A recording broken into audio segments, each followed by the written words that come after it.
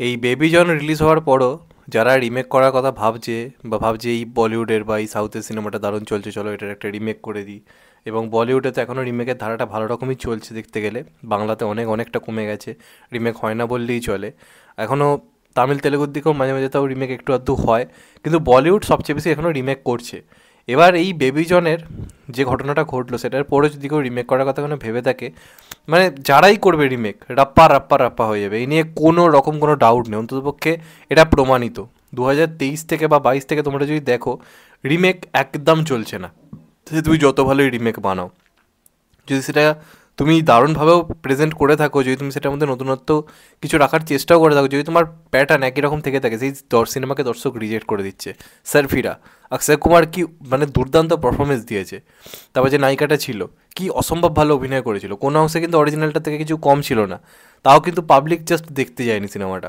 অবশ্যই অক্ষয় কুমারের খারাপ টাইম যাচ্ছে, তার সঙ্গে সঙ্গে রিমেক একটা ফ্যাক্টর ছিল, এটা তুমি ছেড়ে দাও।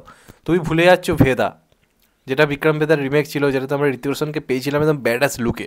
ওরমভাবে ঋতিক রোশনকে পাওয়া আমাদের কাছে একটা বড় ব্যাপার ছিল।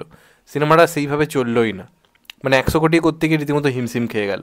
তারপর তোমরা দেখো এই মুহূর্তের যাকে বলা হয় ওয়েলমেড সুপারস্টার যাকে বলা হয় তাকে, কার্তিক আর্যন, সেই যখন আলাভাইকুণ্ঠ পুরমূল্য রিমেক করলো শেহজাদা, জাস্ট পাবলিক দেখলো না। এর মধ্যে এই যে কটা সিনেমার আমি নাম বললাম তার মধ্যে কিন্তু বেবিজন আমার মধ্যে বেস্ট রিমেক হয়েছে, এ নিয়ে কোনো সন্দেহ নেই। বেবিজনের রিভিউ করেছি, আজকে সিনেমার বক্স অফিস খারাপ বলে আমি আমার কথা ঘুরিয়ে নেব না। বেবিজন একটা ওয়েলমেড রিমেক, বেবিজন খুব ভালো একটা রিমেক হয়েছে। বরুণ ধন ফাটিয়ে কাজ করেছে, জ্যাকি শ্রফ ফাটিয়ে কাজ করেছে, এই নিয়ে কোনো সন্দেহ নেই। এবং হালকা হালকা যে চেঞ্জেসগুলো করেছে সেগুলোও কিন্তু একটা রিমেক হিসেবে তুমি যদি দেখো খারাপ নয়। কিন্তু তুমি যদি গল্পের কোনো চেঞ্জেস না রাখো, আজকে তোমরা ছোট্ট কথা ভেবে দেখো, আর যখন প্রথম অ্যানাউন্সমেন্টটা হয় না বেবিজনের, ওই বন্দুক নিয়ে বসে রয়েছে একটা পুরের ওপর, ওটা কিন্তু লোকে খুব অ্যাকসেপ্ট করেছিল, প্রত্যেক ওটা নিয়ে কথা বলছিল। সবাই বলতে শুরুই করে দিয়েছিল যে যে বরুণ ধওয়ান এই সিনেমাটার মাধ্যমে কিছু একটা করতে চলেছে। তার কারণ তখনও লোকের মাথায় এটা ঢোকেনি যেটা থেরি সিনেমার রিমেক। তার মানে কি, লোকে নতুনত্ব যখন কিছু দেখছে, নতুনভাবে কিছু দেখছে, লোকে কিন্তু সেটাকে অ্যাকসেপ্ট করছে, সেটা যারই কাজ হোক না কেন। কিন্তু যে মুহূর্তে এরা ট্রেলার এলো বা টিজার এলো, লোকে বুঝে গেল যেটা থেরি থেকে ঝাপা বা থেরির রিমেক, সে যতই অ্যাডলি থাকুক যেই থাকুক না কেন, লোকে কিন্তু সিনেমাটাকে জাস্ট রিজেক্ট করে দিল। যে হাইপ ছিল অ্যানাউন্সমেন্টের আসার পরে, টিজার আসার পরে, ট্রেলার আসার পরে, কিন্তু আস্তে আস্তে হাইপ কমতে থাকে। তার কারণ আজকের দিনে দাঁড়িয়ে রিমেক করা মানে নিজের পেছনে বাঁশ ঢোকানো, এর থেকে বেশি কিচ্ছু নয়।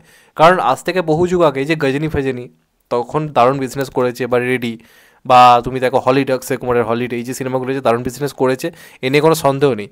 কিন্তু একটা ব্যাপার রয়েছে, ওই সময় লোকে অত সাউথের সিনেমা দেখতো না, ইভেন সাবটাইটেলও দেখতো না। এখন তো লোকে সাবটাইটেলে দেখতে শুরু করে দেয়, যে চলো সাবটাইটেলে দেখে নেবো অরিজিনালটা। এর ফলে কি হয়েছে, যখনই কোনো ট্রেলার টিজার আসছে, আগেকার দিনে কী হলো, আমরা অরিজিনালটা দেখতাম না বলে আমাদের সব কিছু নতুন লাগতো। আমরা একটা হলিডে দেখার আগে একটা থুপ্পাকে কিন্তু দেখিনি তখন, যে কারণে হলিডে যখন ট্রেলার আসবে ভাই এই জিনিসটা দারুণ হয়েছে তো। আর তখন অতটা অ্যাভেলেবেলও থাকতো না বিভিন্ন জায়গাতে, এখন তো অ্যাভেলেবেল। আর থেরি প্রত্যেকে দেখেছে, থেরি প্রত্যেকে দেখেছে, যারা দেখেছে তাদের মনে গেঁথে রয়েছে। আজকে জওয়ান কেন ওয়ার্ক করলো, জওয়ানও কিন্তু কাইন্ড অফ কিন্তু একটা মার্শাল সিনেমাটারই কিন্তু বলা যেতে পারে একটা অন্য ভার্সান। কিন্তু যদি মার্শালের মতো সেম গল্প যদি রাখতো, একই রকম যদি প্যাটার্ন রাখতো, যদি বদলার জায়গাটা একই রকম যদি মানে রাখতো পুরোপুরি সিনেমার মধ্যে, তাহলে কিন্তু জওয়ানও ওয়ার্ক করতো না। জওয়ানে কিন্তু দারুণ দারুণ কিছু চেঞ্জেস করেছে, ইভেন গল্পের প্লটটাই পুরো পাল্টে দিয়েছে শুরু থেকে শেষ অবধি, যে কারণে কিন্তু জওয়ান ওয়ার্ক করেছে। এবার যদি জওয়ান পুরোপুরি মার্শালের মতো হতো, সে তুমি যতই শাহরুখ খানকে রাখো, যাকেই রাখো, সিনেমা কিন্তু ওয়ার্ক করতো না, ওয়ার্ক কখনোই করতো না। যদি জওয়ান 650 কোটি কামিয়ে থাকে, যদি সেটা মার্শালে পুরো একদম ডাইরেক্ট রিমেক হতো, 250 থেকে 300 কোটির মধ্যে আটকে যেত। জাস্ট ওই শাহরুখ খানের নামে 300 কোটি করতো। কিন্তু যে নিউট্রাল অডিয়েন্স গেছে না, সেটা কিন্তু কোথাও গিয়ে একটা নিজস্বতা রেখেছিল বলে। এবার বেবিজনের ক্ষেত্রে কী হয়েছে, সবই ঠিক ছিল, অনেক কিছু চেঞ্জেস করেছে, ভিলেনটাকে ব্রুটাল বানিয়েছে, সবই ঠিক আছে। কিন্তু ওই যে আমি রিভিউতেও বলেছিলাম, প্রেমের যে পোর্শনটা পুরো সেম টু সেম রেখে দিয়েছে, যেটা ট্রেলার টিজারে যখন লোকে দেখছে, লোকের মাথায় ঢুকে যাচ্ছে, বাবা এ তো পুরো সেম টু সেম সিন। এই সেম টু সেম জিনিস যদি তুমি করো, তোমার সিনেমা কখনো ওয়ার্ক করবে না। এবং তার সঙ্গে রয়েছে বড় বড় ডায়লগ। একটা সিনেমা চলছে না বা ফ্লপ হচ্ছে, এটা তার কেরিয়ারে হতেই পারে। কিন্তু আগেকার দিনে কি হতো, আমরা তো এর আগে বহু হিরো ফ্লপ সিনেমা হতে দেখেছি, কিন্তু প্রডিউসাররা বা অ্যাক্টাররা বা ডাইরেক্টররা বড় বড় কথা বলতো না। আজকে এই সিনেমাটা রিলিজ হওয়ার আগেই তারা একটা রিমেক বানিয়েছে, পুরোপুরি সেম টু সেম রিমেক বানাবার পরও তারা সোশ্যাল মিডিয়াতে এই কথাটা বলছে যে আজকে সন্দু রেড্ডি ভাঙ্গা যেভাবে অ্যানিমেলে রণবীর কাপুরকে এনেছে, রণবীর কাপুর যেভাবে সুপারস্টার হয়ে গেছে, বরুণ ধাওয়ান এই সিনেমাটার পরে সুপারস্টার হয়ে যাবে। এই যে কথাগুলো, এগুলো কিন্তু কোনো বলার জায়গাই থাকে না। এগুলো ঠিক করে অডিয়েন্স ডিসাইড করে যে অডিয়েন্স কাকে সুপারস্টার বানাবে। তুমি আগে থেকে চেঁচাতে পারো না। আমরা বড় মেয়ে ছোটো মেয়ে নিয়ে এত খিল্লি কেন হচ্ছে, সিনেমা রিলিজের আগে ওই কি বাসু বাগনানি টাইগার শ্রফকে বলছে যে টাইগার জিন্দাবাদ কর, ইসবার 1000 কারোর মারেগা। এটা কোনো কথা হলো? তুমি কি সিনেমা বানিয়েছো তুমি দেখতে পাচ্ছ না? আগে আগে বড় বড় বাতল ছেড়ে দিচ্ছ। আর এবার অ্যাডলিও ঠিক সেম ভুল করেছে। সোশ্যাল মিডিয়াতে একটা জিনিস বলে দিল যে আমরা এমন কাজ বানিয়েছি যে বরুণ ধাওয়ান পুরো সুপারস্টার হয়ে যাবে। প্রথম থেকে এইভাবে জিনিসটা প্রেজেন্ট করার চেষ্টা করলো যে Varun Dhawan is a superstar, এই সিনেমাটার পরে সেটা হবেই। কিন্তু যখন সেটা দেখা যাচ্ছে একটা রিমেক মুভি, পাবলিকের মাথায় ঢুকে যাচ্ছে যে কী সুপারস্টার হবে, এত বড় বড় কথা হচ্ছে, এদিকে একটা রিমেক বানিয়েছে, এই জিনিসগুলো, এই পাবলিসিটিগুলো কিন্তু ভুল হয়ে যাচ্ছে। এই জিনিসটা কিন্তু বেবি জনের ক্ষেত্রে খুব খুব খুব বাজেভাবে গেছে, এবং যে কারণে এখন আবার বরুণ ধাওয়ানকে নিয়ে হাসাহাসি শুরু হয়েছে। সে যত ভালোই পারফরমেন্স দিক, লোকে একটা জোকার ওকে আবার বানিয়ে দিল। এইগুলো কিন্তু বোঝা দরকার।